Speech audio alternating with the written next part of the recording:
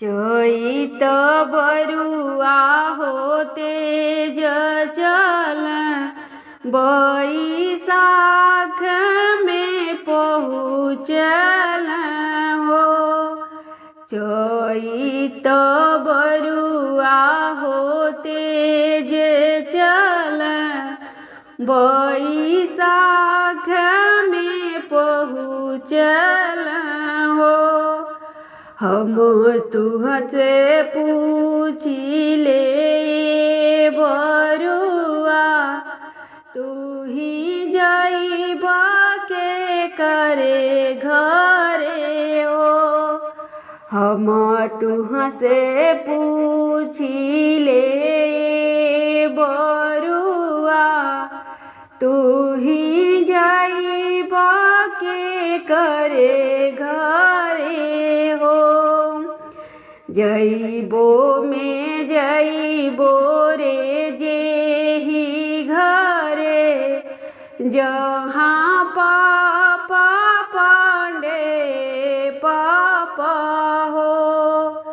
जइबो में जइबो रे जेहि घरे जहाँ चाचा पांडे चाचा हो।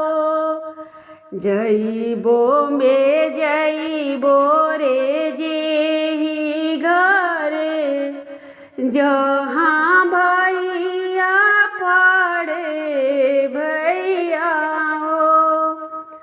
उसर खेत जोताई के गन मोतिया बोआवेल हो। उसर खेत जोताई के घन मोतिया बोआवेल हो। हमारी जे अम्मा को मन देई हो अच्छा भी की डारेली हो। हमारी जे चाची कवनी चाची हो अच्छा भी की डारेली हो। हमारी जे भाभी कवनी भाभी हो अच्छा भी की डारेली हो।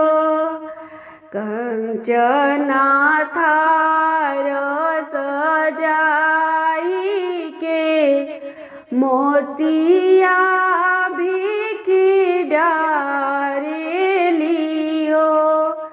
कंचना थाल भराई के मोतिया